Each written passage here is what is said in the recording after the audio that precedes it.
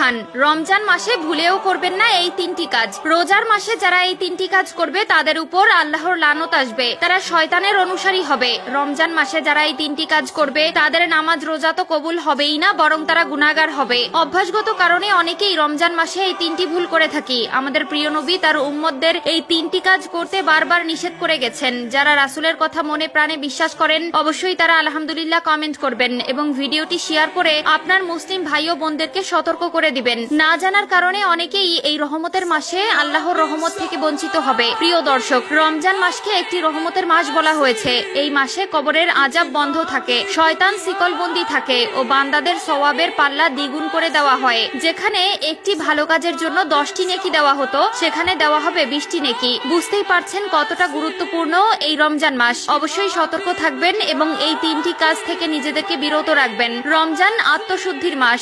এ সময় মুসলমানরা রোজা রেখে সংযম ও ইবাদতে মনোনিবেশ করেন। তবে অনেকেই কিছু অভ্যাসের কারণে রোজার প্রকৃত ফজিলত থেকে বঞ্চিত হন। রমজানের পবিত্রতা রক্ষার জন্য কিছু কাজ থেকে বিরত থাকা জরুরি। 1 নম্বরে, রমজান মাসে রোজা রেখে যে কাজ করা যাবে না তা হলো অপ্রয়োজনে অতিরিক্ত ঘুমানো ও অলস সময় কাটানো। রমজানে অনেকেই সারাদিন ঘুমিয়ে বা অলস সময় কাটিয়ে দেন, যা রোজার মূল উদ্দেশ্য নষ্ট করে। বরং এ সময় কোরআন তেলাওয়াত, ইবাদত ও দান সদকা করা উচিত। অনেকে আছে রোজা রেখে ক্লান্ত